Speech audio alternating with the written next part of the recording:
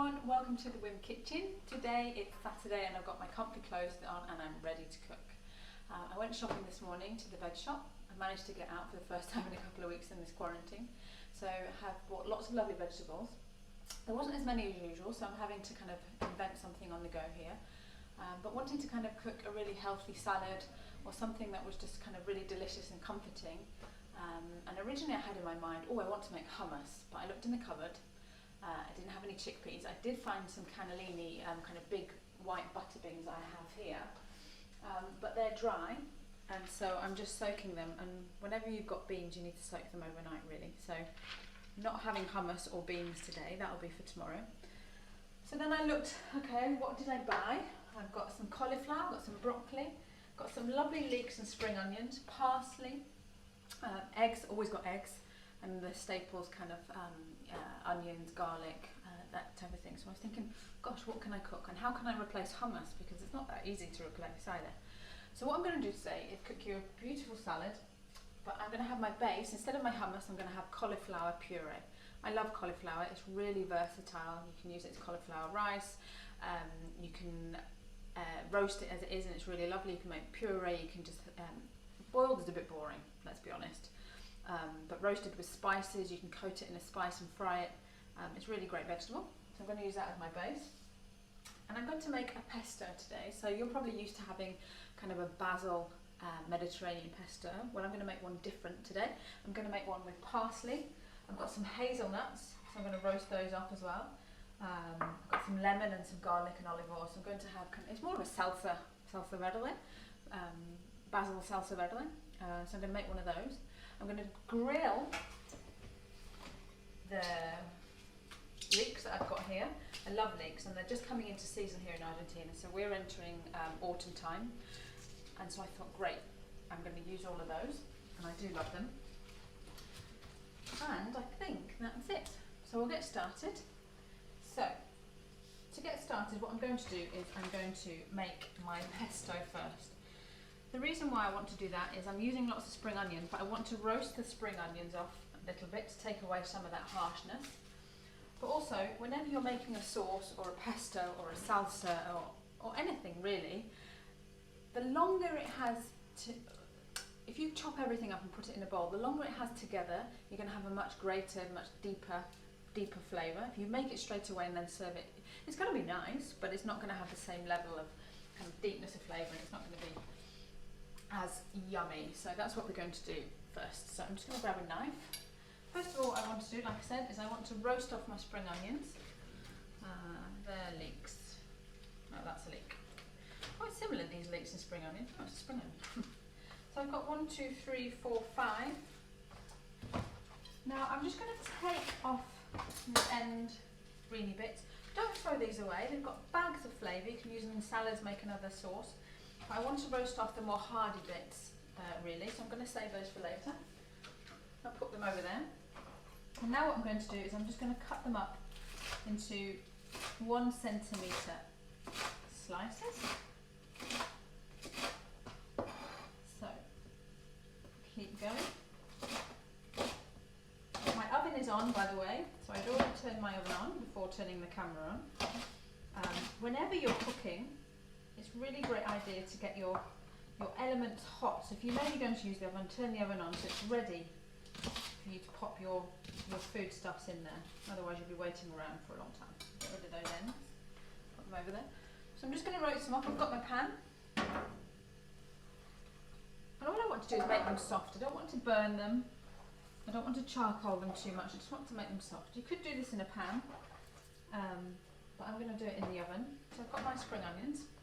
I'm going to use a little bit of olive oil, just a drizzle, drizzle. A sprinkling of salt. I'm using Himalayan pink salt, and the reason why I use that is it has many more minerals than your normal table salt. So normal table salt is just sodium chloride, whereas this has lots of different minerals in it, so it's much better for you. And you don't need to use as much, it's actually a little bit saltier. The onions are quite strong, that's why I'm blinking. They're all covered, I just wash my hands. And I'm going to pop them in the oven, maybe for 6, 8, 10 minutes depending. I just want to make them soft and not so fierce. So on they are, in they go. Now in the oven, I secretly put in there, that I didn't tell you about, is I'm roasting a whole garlic like this. So obviously I love garlic, but when you eat it like in its raw form, it can be quite pungent and can kind of overtake a dish or overtake a salsa. So what I've done is I've taken a whole head of garlic, I've wrapped it in tin foil and I've just popped it in the oven, and it's just going to soften. And what that does is the insides of each kind of clove becomes soft and buttery and really delicious to use. In an ideal world, when if I was going to make this pesto, when I could freely get any ingredients, I would like to use wild garlic because that's got this kind of softer, I don't know, more herby type flavour. It's really delicious. So, spring onions are in. So now I'm going to make the rest of the sauce. I'm just going to get a bowl ready. Now what I want to put into my bowl is, obviously I've got some hazelnuts here. So in a normal pesto you'd probably use basil, pine nuts. I'm going to use hazelnuts today. But what I want to do is I want to just toast them off first. So I'm just going to warm up my pan. Now you can do this in the oven as well, which in fact is a lot easier, but I have this tendency to burn my nuts when I put them in the oven because I forget about them. And nuts are quite sensitive, whereas if I see them in front of my face, I'm going to see them toasting, I'm going to smell them toasting. So I've probably put about 30 grams into my pan. It's a good handful. So I'm going to let them toast. And meanwhile, I'm going to chop up my parsley. So I've got some lovely flat leaf parsley here. Smells lovely. You can use a curly version too, it doesn't really matter. I don't really want to use all the stalks, so I'm just going to take off some of these leaves and pop them onto my board, ready to chop. So you could do this, all of this work, in a food processor if you want to make it easier. I'm going to do it by hand today. Sometimes I find cooking, and particularly chopping by hand, quite therapeutic. And considering we're stuck indoors most of the time at the moment, it's nice to do a little bit of therapeutic activity. So I'm just roughly taking off all my leaves. So these lovely stalks, don't throw them away, they've got bags of flavour. So if you're going to ever make a chicken stock or a beef stock or a vegetable stock, you save these little gems and you pop them into your stock, which I'll do later. I'm going to do tomorrow actually, because I've got a whole roast chicken to make tomorrow.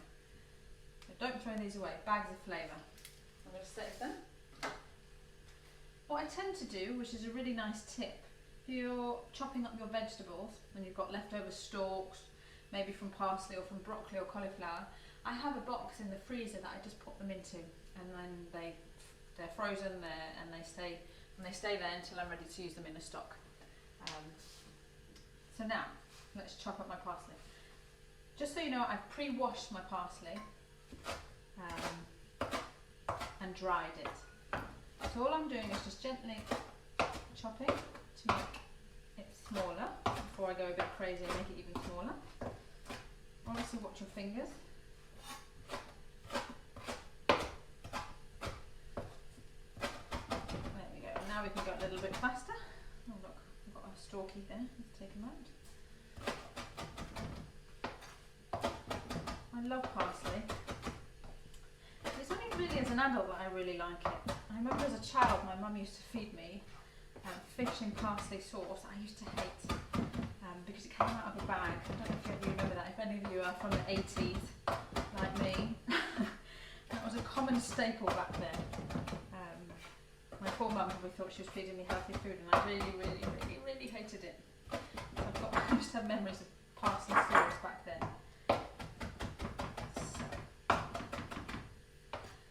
Using herbs like this in a sauce is a really great way to add more diversity to your diet. So whether you may have attended a webinar Faye and I did recently on immune foods, or perhaps read a blog on our website about foods to eat to support your immune system, or just general overall health. Well, we often talk about the importance of eating lots of vegetables, and lots of vegetables. We're not saying let's go and eat 10 kilos of carrots, but what we are saying is let's eat lots of different types of vegetables. So high diversity, plant-rich, high diversity, because that way you're ensuring you're getting a really good mixture of nutrients, minerals, phytonutrients, prebiotic fibres, and all those good things that just help us feel healthy and contribute to our overall health and well-being. So as you can see, nearly there on the parsley front, just chopping it all up. Obviously watch your fingers. You can do this in a food processor, like I said, but I'm getting a bit of therapeutic action.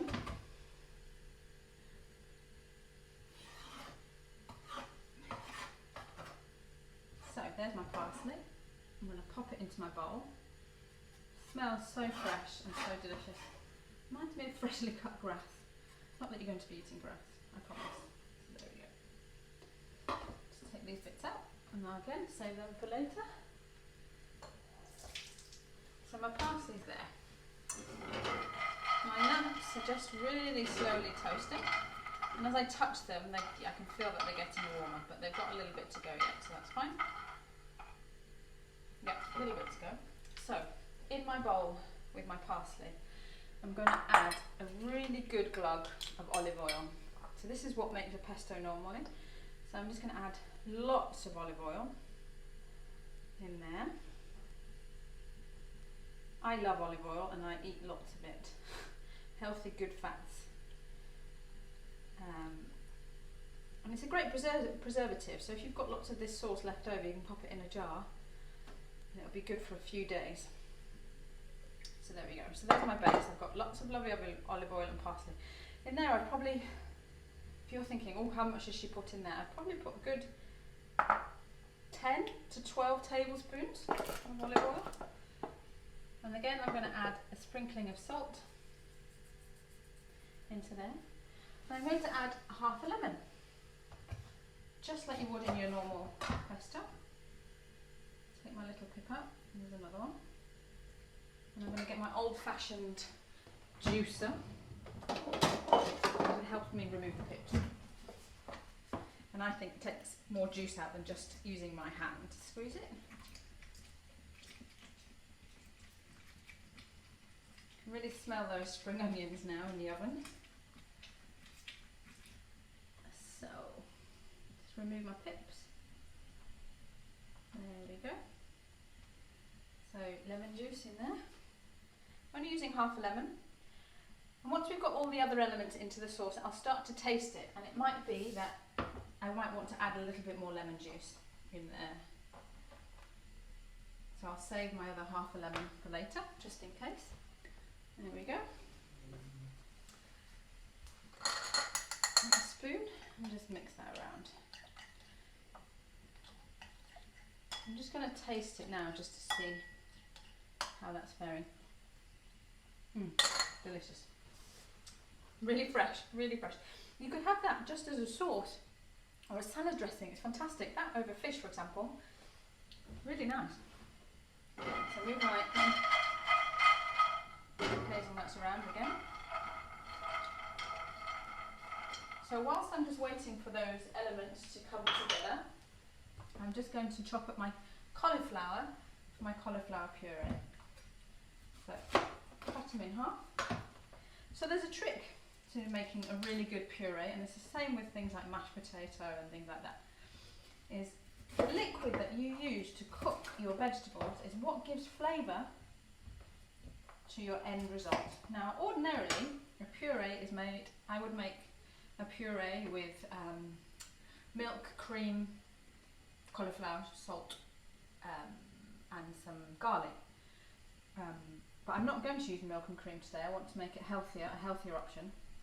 And thinking about our immunity and how we can support our overall health and well-being, is I'm going to cook this cauliflower in a little bit of chicken bone broth that I made a couple of days ago. So we're going to have the added benefit of bone broth, a really deep chickeny flavour, and some cauliflower. So I'm going to pop that there for later. So I'm just going to break the cauliflower up into florets. You can chop it up with your knife if you want to. I don't want to chop it up too small. I prefer to cook it whole a little bit like this. Otherwise it just doesn't go too mushy. There we go. I'll just grab my pan. So remember, the liquid that you cook your puree in, which is my chicken stock that I have here, is going to go into the end result, into the end puree. So, cauliflower in there. I'll save them stalk for later. I haven't put any stalks in here. I'm going to save those for a future stock, but you could do. Spoon. Now this is my lovely chicken broth from the other day. As you can see, it's really gelatinous, and that's from I cooked it for about 10 hours overall. So I've got all the lovely vitamins and minerals from the bones and the connective tissues all in there. So really lovely, full of flavour. Just going to add that in. You don't want to cover the entire cauliflower with juice, because obviously when you go to blend it, you'll have too much liquid, and you're not making a soup, you're making a puree. So I've added my stock in, it's all wibbly wobbly in there. I'm just going to add a sprinkle of salt. I smell my nuts are toasting. A little bit longer. I'm going to add this. Swap that round. Turn that one up. And I think my nuts are done. Yeah, they're perfect. I've added my stock. I'll close that.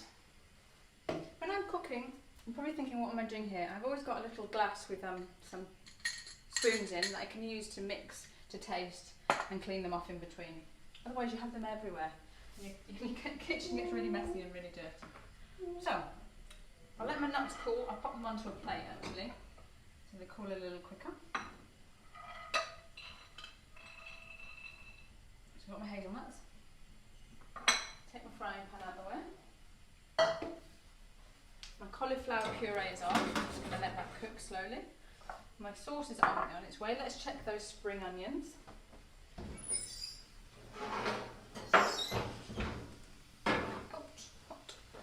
So I'll show you those. Get a spatula. So as you can see, there's the spring onions. They're not brown or anything, they've just softened ever so slightly. And I'm just going to try one. Yeah, perfect. Don't taste raw, but they don't taste mushy, but they've still got kind of a little bit of bite and a little bit of that spring onion pungency. So that's perfect. So I'm going to let those cool. Just there as well, and I'll add them to the sauce. I'm not going to add them warm, because whenever you're using herbs, you might have noticed when you cook at home, if you add herbs to a hot sauce or to something warm, they start to wilt and then they go slightly brown. And you don't want that. You want to keep that really green, that vibrant green in your sauce, and that's what's going to make it obviously delicious, but also really delicious to look at. We also eat with our eyes, not only with our bellies. So there we go. So next stage is my leeks. What I'm going to do differently about these leeks is I'm going to grill them. So I've got a griddle here, as you can see. And the reason why I want to griddle them is it's just going to make them look a lot prettier. So similar to the spring onions, I'm going to take off the green ends. I'm not going to throw them away. I'm going to keep them because they'll make a great base for another dinner, or a sauce, or a stock. I've got bags of flavour. So I'm just going to put them over there, my other ones. The reason why I'm not doing the green elements is they all tend to burn on the griddle because they're not tightly fitted together like these end bits. These are my solid bits. So I'm going to cut them into 5cm pieces roughly. So they're all about that size. That way they'll look nice on the plate together. They'll cook evenly because they're all the same size. Again, my leeks are pre-washed. I've washed all my vegetables. I never put my vegetables in the fridge without washing them, just so you know. And the reason why I'm doing that is not only because of health reasons or bacteria or any of those things, it actually just makes your life easier when you want to cook in the future, or if you're tired and you come home from work, or you've had a busy day with the family and you think, oh, I haven't got time to cook. Half the problem, well not the problem, but the challenge of cooking is preparing all your bits and pieces. So imagine you going into your fridge, opening it up, taking out all these things and then going, oh my god, I've got to wash them as well now. You're going to lose the motivation to cook, so it's best to just do that in a one foul swoop. Wash all your vegetables, dry them off, put them in your Tupperwares, get them into the fridge. So I've got my lovely leeks. Got a few ends there left over. Again, I'm not going to throw them away.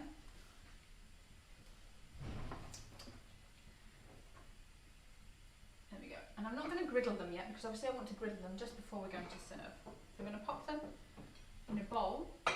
And what I'm going to put them on in there is I'm going to add a little bit of olive oil.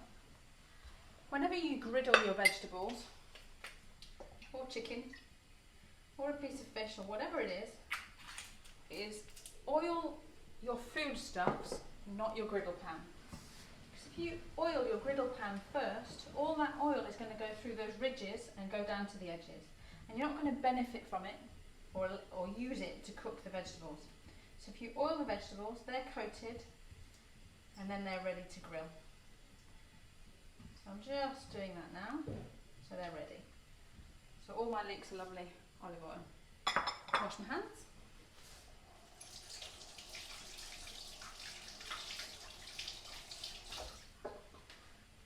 There we go. So I'm just going to check as well in the oven. Do you remember I told you we had garlic in there? I just want to check on him and see how he's doing. He's getting quite soft. Let's open him up. I don't know why I'm calling him him, but today he's a him. Getting soft. I'm going to leave him in there a little bit longer because I've got elephant garlic. So this is what is called elephant garlic, where the cloves are really big. So they take a bit longer to cook, really. If you've got a smaller head of garlic, they won't take that long. Lovely. Ooh. So, next step, let's chop those hazelnuts. I'm going to turn my board over. The reason why I'm turning my board over is not necessarily because the other side is dirty, but it's a little bit wet from where I cut the onions. And I don't want to get the board wet while I'm chopping my hazelnuts, because then they'll stick and it just makes it harder. So we'll just make it easy. Pop hazelnuts onto a board. When you're chopping nuts, it's always a bit difficult because they go everywhere. So just go really slowly. Think of nice things. Again, you could use your food processor or a pestle and mortar. I'm just doing the old-fashioned way of my knife on my board. And I don't want these cutting into tiny pieces. I want them quite chunky because I want the sauce to have some texture. Because on the plate, if you think about the plate, I'm making cauliflower puree, so that's a soft texture. The leeks I'm going to griddle. At the moment they're crunchy, but they'll be quite soft. And then most of the sauce is all soft, so you're not going to have much texture or interest in the mouth. And this is what will add some crunch and some interest to the dish.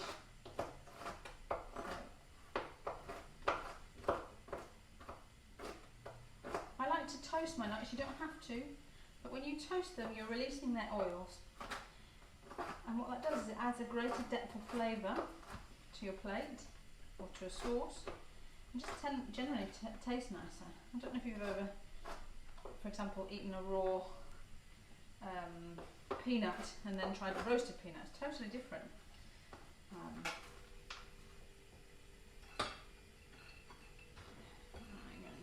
That'll do.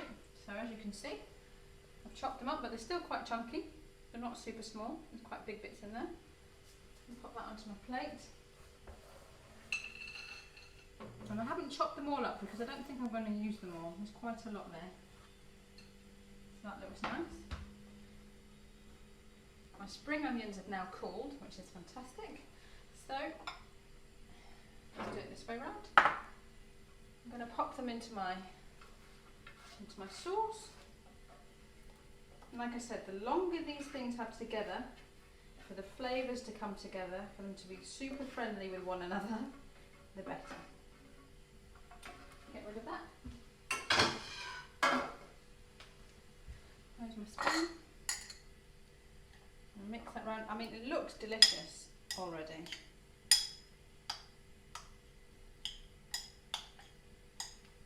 So in a pesto, a brown piece there, take them out. In a pesto you usually add cheese. I'm not adding cheese to this. I'm keeping it non-dairy. It doesn't need it. I want the flavours to be fresh and vegetable-y rather than creamy. So that's fine. I'm just going to taste again.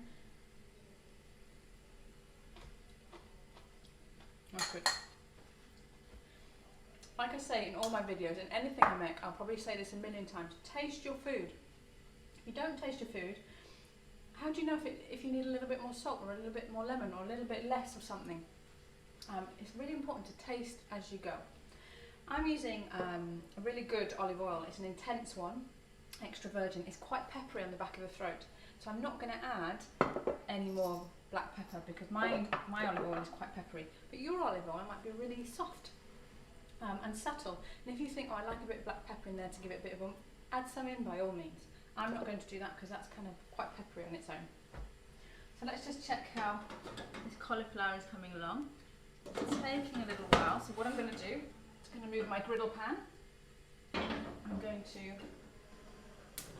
turn on the big pan at the back and make that cook a little quicker, hopefully. Beautiful.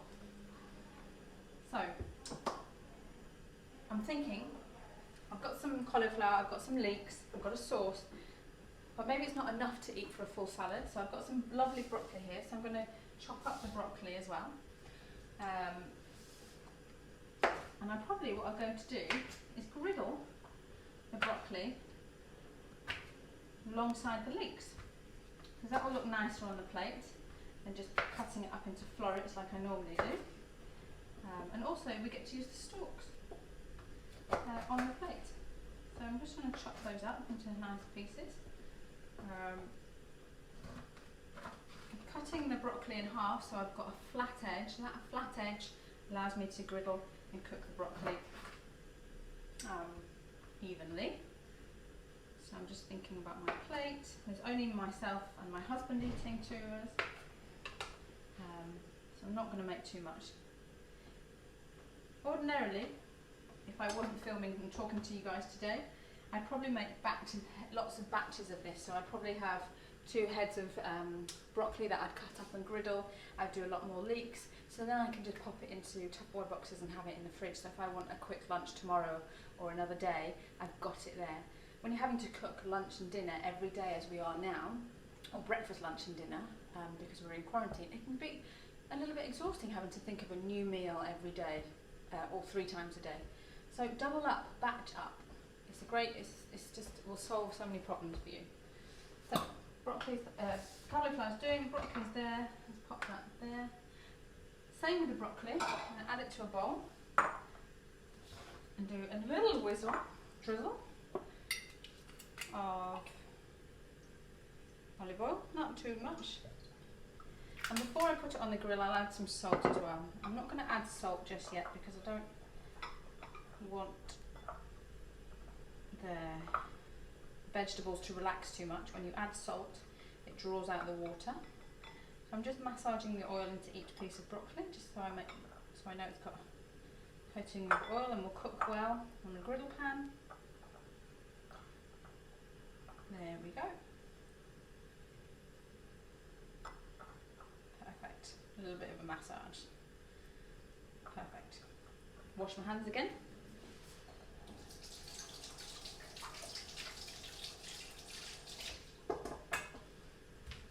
So obviously, like I said, if I had hummus or a bean type hummus with the butter beans that I showed you earlier on this plate, I'd obviously have a layer of protein adding to the kind of richness and fullness of the plate. I don't have a layer of protein at the moment. So what I'm probably going to do, because I'm quite hungry and I know my husband is too, I'm probably going to add a poached egg to each salad. Really simple, adds a layer of protein really easily. But like I said, if I had hummus, I wouldn't do that. I wouldn't worry about that too much. So let's clean off my board. I'm going to find my blender. So here's my blender. Put him on there. Take this out of the way. That's what I'll do my cauliflower in. What's great about cauliflower, it's not like potatoes. So when you blend it, if you over blend potatoes when you're making a mashed potato, it can become quite sticky depending on the potatoes you're using. It doesn't happen with cauliflower. So you can pop it in your blender, whiz, whiz, whiz, and away we go. What I am going to do now, I'm going to turn on this griddle pan. And the reason why I'm going to do that is these cast iron griddle pans are great, but they take a long time to heat up. And if you're going to griddle anything, you want to make sure it's hot so you get really nice markings on your vegetables, but obviously so it cooks, otherwise you're going to be waiting forever. And that's really annoying. So let's let that heat up. So like I said to you earlier, it's all about plant diversity here at Weight in Mind, and if you've seen our food plate, you'll notice that we really promote plant-rich diets with a good source of protein and lots of healthy fats. If you would like a copy of our food plate, just get in touch with us, leave us a comment below, or go to our website and let us know, and we can send you a copy of our plate. On our plate, which is really great, it gives you an idea of how much of your plate should be full of vegetables, how much of protein, how much of fats and superfoods. And it also has this really great shopping list that you can just print off, pop it in your purse or your wallet. So when you go shopping, you've got this kind of great list of foods that you know are healthy, that I know are good for your health. So you don't have to think, oh, can I eat this, can I not eat that type of thing. So let us know in the comments below, or visit our website and request the plate. I'm just going to check on my broccoli. Oh, cauliflower. As you can see, it's bubbling away there. Lots of steam coming out. Cauliflower doesn't take long to cook. I'm just going to use my knife. Nope, a little bit longer. I can smell that lovely chicken stock. I'm going to turn it down because I don't want the chicken stock to completely evaporate. It won't take too long. This is still warming. Yeah, still warming. Got a little while to go. So, we'll be back in a couple of minutes when these things are cooked, and we'll continue. Right, so welcome back. Things are moving along nicely. First of all, what I'm going to do now is I'm going to take the garlic that was in the oven out. You remember that beautiful garlic bulb? It smells fantastic. There's nothing like the smell of garlic in your house. So I'm going to show you this. It doesn't look much different, a little bit drier, but you can see that as I touch it, it's quite squishy. It's quite hot as well. So that's my roasted garlic. I'm going to take him out and get rid of that. So, very carefully, I'm just going to separate some of these lovely cloves. They come off quite easily. They are quite hot. But if I just squeeze, ow, ow, ow, ow, ow, ow. I just squeeze, it's quite hot. I'm going to use my knife and do it on the board, which is probably a little bit more sensible. There we go. And all I've done is use the back of a knife to squidge out this fantastic, juicy clove. And it's all squidgy. I'll show him you in just a second. I'm not sure why my garlic is a him. There we go. Smells fantastic. And I'm just using my knife to squish it down. And it's become into this beautiful paste. Make sure you haven't got any skins in there. There we go. And I'm going to show you that. So this is 3 garlic cloves now into a beautiful, beautiful paste. It smells buttery, it smells rich, hasn't got that pungency of garlic that you normally know. When you roast a garlic, it's not the same as obviously the raw stuff. So if you use 1 clove raw, you could easily use 3 roasted. But what I'm going to do is I'm going to put half in to my sauce. And I'm just going to blend that into the sauce. I'm going to give it a good mix. And then we're going to try it. Because you might think that's enough garlic for me. Whereas I might think, oh no, I want to add more in. So 1.5 cloves are in there, giving it a really good mixture. I tell you, this sauce looks lovely. And the purple ends of the spring onion just add this beautiful colour. So taste. No, you can taste them up. You can add lots more in. I'm going to add the other 1.5 cloves in. And I'm going to add another 2.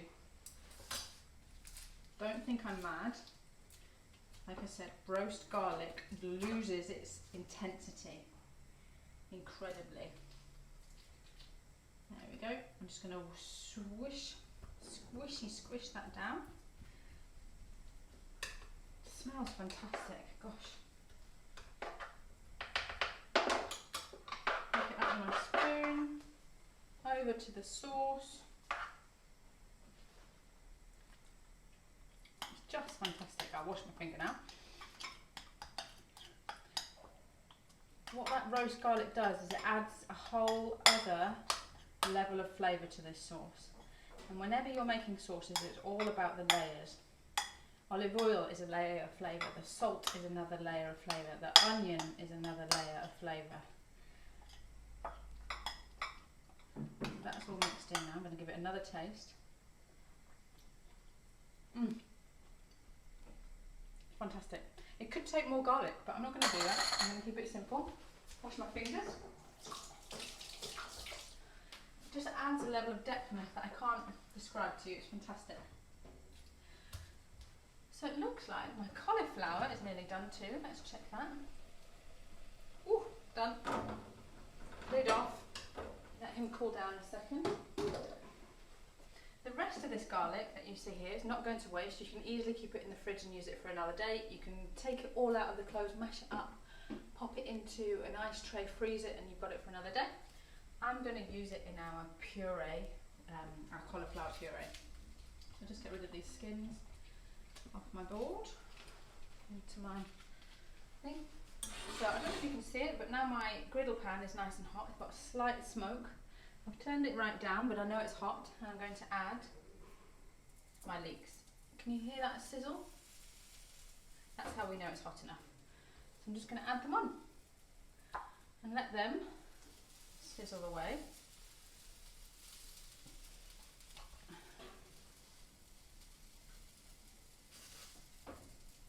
They don't take too long. You don't want to have it on too high a heat because you don't want the onions to cook too quickly, because then they'll just burn and still be raw in the middle. You want them to cook nice and slowly, and that's often the problem with a grill or a barbecue, for example, is it's so hot that it cooks the outside too quickly and the inside's still raw. I'm going to add my broccoli as well. Broccoli is a little bit more tender than the leeks. So I'm putting them in the middle of the grill pan, and the reason why is the heat is on this side and the heat is on this side, but in the middle it doesn't have direct heat. So they'll still cook, but they just will have a little less heat, so a little bit more gentle. Let's add them there. Remember, I oiled the vegetables, so I didn't need to oil the pan.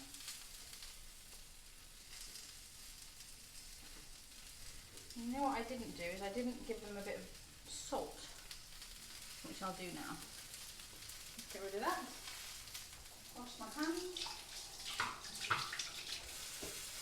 There we go. And I'm going to salt them now. Whenever you cook, you should always salt each layer of flavour, or each element of the food, of the plate. Then, when you're eating it, it feels balanced in your mouth. And it doesn't require huge amounts of extra tables, you know, when you're at the table, more salt on top. Ideally, when you take this plate to the table, it shouldn't require any more salt. So, I'm going to let those cook. It won't take too long. Now, I'm going to get my cauliflower into my blender. So you have to be careful when you do this. It's hot, remember? So obviously I've cooked the cauliflower in chicken stock. So when we puree this cauliflower, it's not going to be pure white on the plate, which sometimes is, you might want something really nice and white and luxurious. If you're going to do that, cook it in, you can do it in milk and cream, normal, or you can use almond milk, or you can just use normal vegetable stock, or just water and then add flavour to it later. So there's all my bits. Now I've got the juice here that I'll probably add, but what I want to do is start blending it first. I don't want to add too much juice.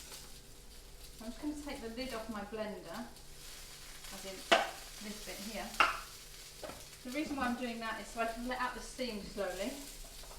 And if I need to help the vegetables move around, I've got this fantastic little pokey thing. I just pop in there to help them blend. So excuse the noise, here we go. Oh, not on. Hold on, there we go. I'm just helping it go down.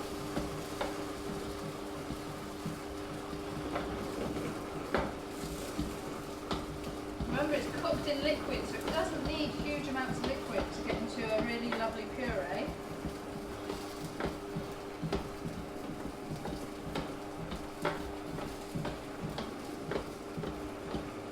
And turn it up.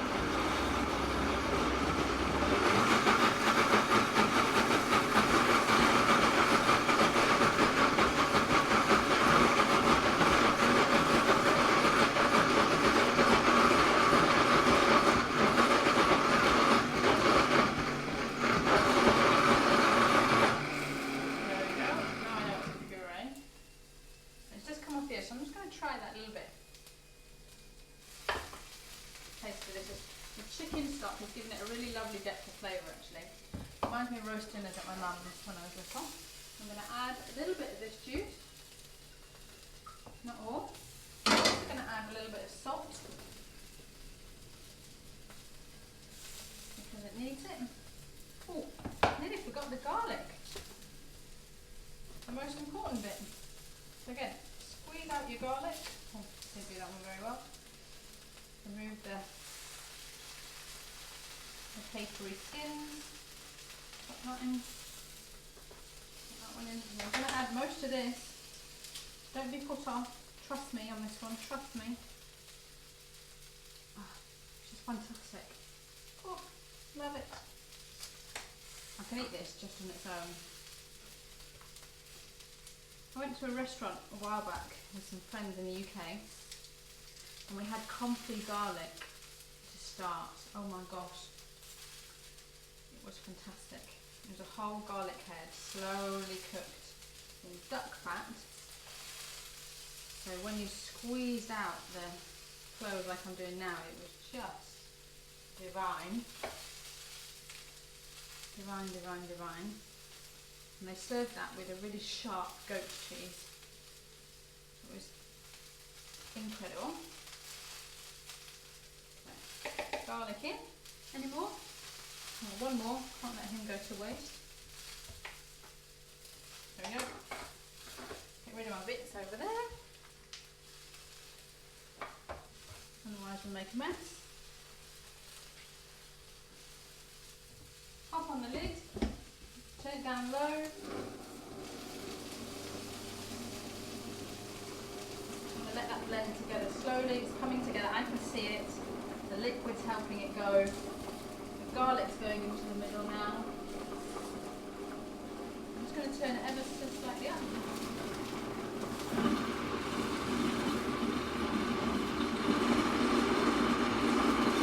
Power should mix everything together for you. If not, use that or take the lid off and mix it around yourself without it being on, obviously.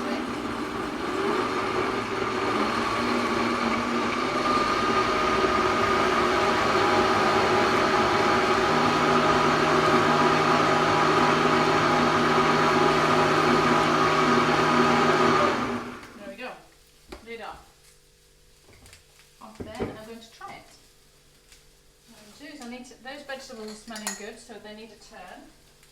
Let me just try this. That's really good. That's really good. Doesn't need any extra butter. It's really rich and creamy. Don't forget your sauce has got lemon juice in, so it's going to cut through some of the richness on the plate. So now it's time to turn these vegetables over, because I can smell them. And they've got a nice char on the outside. There we go. Ouch! Watch those fingers. There we go. If you can hear a baby crying, that's my one. She's just woke up. There we go. And her daddy's. I can hear him trying to calm her down. So, broccoli turned over. Turn over these other leeks. You can use pincers so you don't burn your fingers like I'm doing. There we go. I'm just touching it and they're really lovely and soft, so they won't be long, which is amazing. So what I need to do is pop on my pan quickly for the poached eggs. So let's get another pan. Bear with me. Water.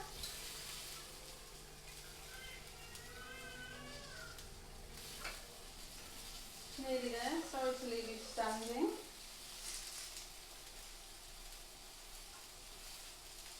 So, water on. There we go. I'm going to add lots of salt. I'm going to add some vinegar as well. And the reason being, this just helps the egg white coagulate more easily when you're making them.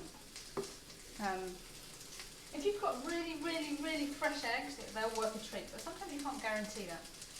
And I guarantee you, the eggs I have here, I only bought them yesterday, but that doesn't mean to say they're freshly laid.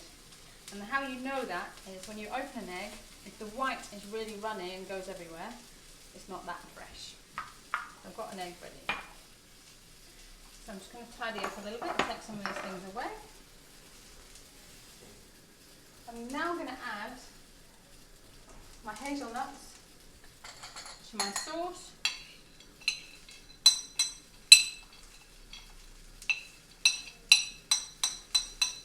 And mix all that together. It looks fabulous. And now I've got all of these ingredients in my sauce. What I'm noticing is I could probably do a little bit more olive oil, maybe. Let's have a look. That's what I would taste first. The nuts add a completely different balance. Incredible. Actually, I don't need more olive oil. So there you go. There's the sauce. Give me the glass of water.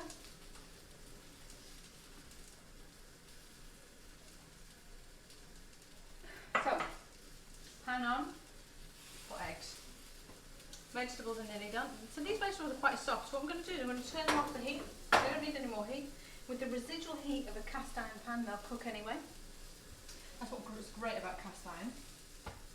I've got my lovely puree ready. I think we're ready to go. I'm going to take all of these things out of the way, which is good. Sauce ready. I've got a knife that I don't need. I've got this for my egg. Oh, to take my egg out, I've got a plate here ready with a bit of kitchen towel. That'll help drain the water. That's the only problem sometimes when you make poached eggs. When you take them out of the water, you've got that extra water at the bottom and it can ruin your plate, and you don't want to do that. When you're making poached eggs, you want to make sure that water is hot and boiling before you put your egg in. Don't put it in now because it'll just go bleh, and that's not very nice. So nearly there.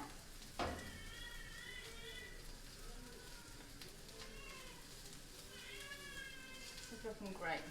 What's nice about the broccoli is it's obviously been cooked through, but it's not super cooked, so it's got that level of crunch. It's adding another texture to the plate, which is really important. Because otherwise you'll just have everything soft and a bit like, ooh. So I'll get my plate ready. Got my egg ready? No. So we'll just wait for the water. Back in 2 seconds.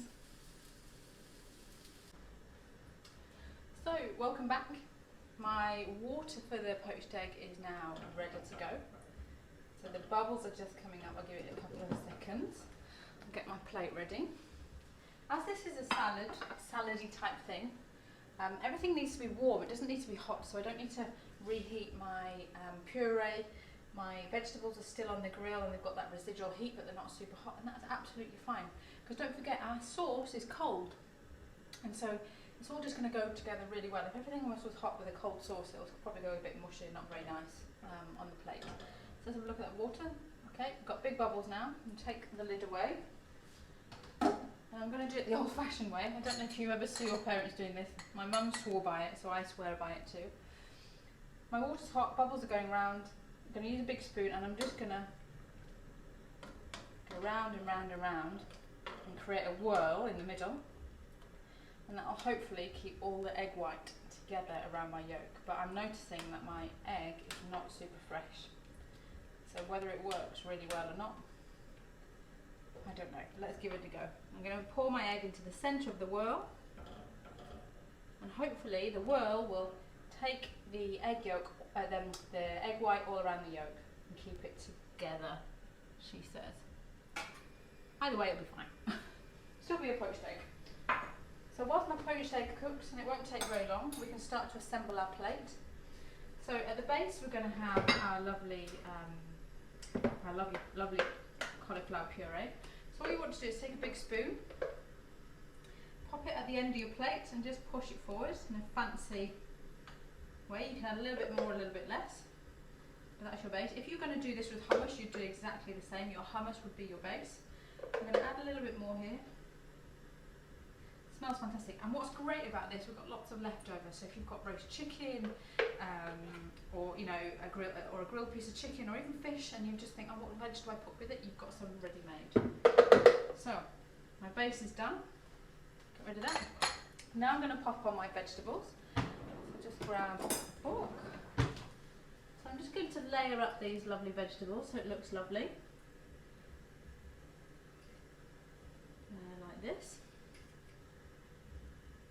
I mean, it looks delicious already. I'm excited about eating it. Let's do some on this side. That one. Looks fabulous. Ouch. Do that one. I'll make this one for my husband. Looks nicer. He's got the baby today, so I need to be nice. I've laid up my lovely veg. Looks fabulous. My poached egg is poaching. Just want to check. I mean, it's bubbling away. Let's just move it around ever so slightly. Obviously, with any poached egg, you want a runny yolk. He won't be too long, I trust me.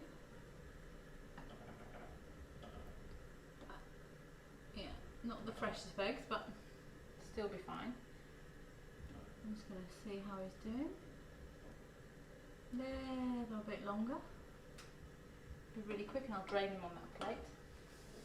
So, as you can see, I'm layering up the veg. The puree's at the bottom. Looks really lovely on a white plate. And now I'm going to add some of my sauce to these vegetables. So you just want to kind of drizzle it over. Not too much. Don't forget it's pungent. It's got that lovely spring onion in, lots of parsley, lemon. The lemon will help cut any richness. There's crunchy hazelnuts. I'm going to get some of that olive oil and drizzle it over. I'm just going to do a bit of that. Remember, we salted every layer, so you shouldn't need to salt this. Looks divine. I'll add a bit more in there. Now I just need to add my poached egg. So I'm just going to fish him out. All my foodstuffs are hymns today, if you've noticed. Pop him on the plate. Turn that off for a second. Dab him down. I've got my lovely poached egg, which I'm just going to pop on the side because he's my protein section. Let's move this out of the way. I'm going to drizzle a little bit of the olive oil over the egg as well. Just a little bit. And there we have a really lovely warm vegetable salad of leeks, broccoli, cauliflower, spring onions with a poached egg. Really beautiful. This could easily be a side for a grilled piece of meat or fish, but here I'm just going to enjoy it as vegetables. So I hope you give this a go at home, and I hope you really enjoyed this kind of cookery class today.